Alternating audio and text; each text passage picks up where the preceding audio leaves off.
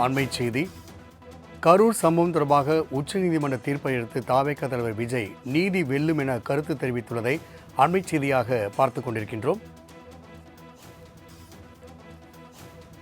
கரூரில் கூட்ட நெரிசல் சிக்கி 41 பேர் பலியான சம்பவம் தொடர்பாக சிபிஐ விசாரணை கோரி உச்சநீதிமன்றத்தில் வழக்கு தாக்கல் செய்யப்பட்டிருந்தது. இந்நிலையில் இன்று காலை வழக்கினை விசாரித்த நீதிமன்றம் சிபிஐ விசாரணைக்கு உத்தரவிட்டுள்ளது.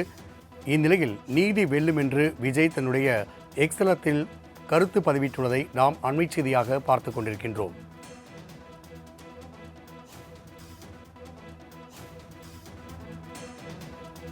கரூர் சம்பவம் தொடர்பாக உச்சநீதிமன்ற தீர்ப்பை அடுத்து தாவேக தலைவர் விஜய் தன்னுடைய எக்ஸ்தல பக்கத்தில் நீதி வெல்லும் என்று கருத்து பதிவிட்டுள்ளதை நாம் அண்மை செய்தியாக பார்த்துக் கொண்டிருக்கின்றோம்.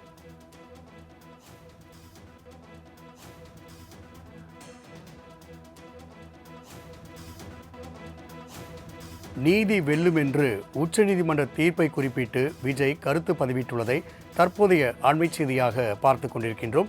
கரூர் நெரிசல் சம்பவம் தொடர்பாக சிபிஐ விசாரணைக்கு உச்சநீதிமன்றம் உத்தரவிட்டிருந்த நிலையில் தற்போது நீதி வெல்லும் என்று தாவேக தலைவர் விஜய் கருத்து பதிவிட்டுள்ளதை நாம் அண்மை செய்தியாக பார்த்துக் கொண்டிருக்கின்றோம்.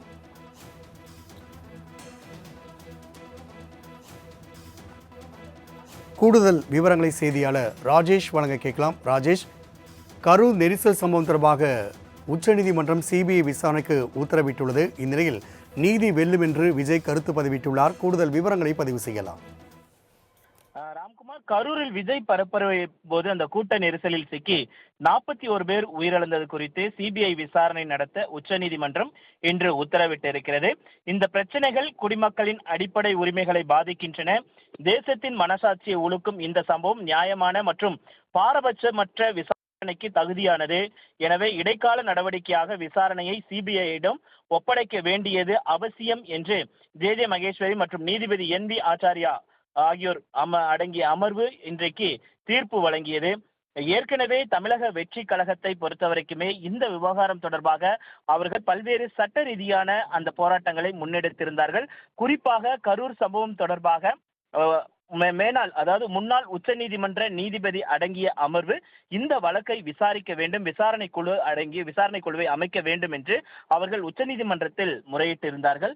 அதன் அடிப்படையில் உத்தரவு என்பது பிறப்பிக்கப்பட்டது. அதில் சிபிஐ விசாரணையை கண்காணிக்க முன்னாள் உச்சநீதிமன்ற நீதிபதி அஜய் ராஸ்தேகி தலைமையில் 3 பேர் கொண்ட மேற்பார்வை குழு உச்சநீதிமன்றம் அமைத்திருக்கிறது.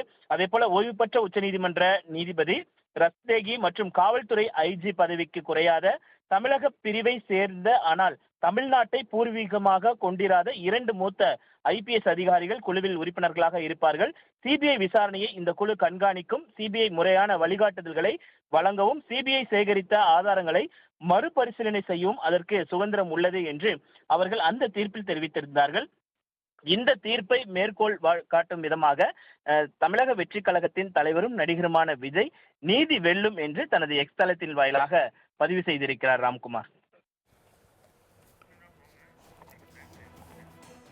ராஜேஷ், தகவலுக்கு நன்றி.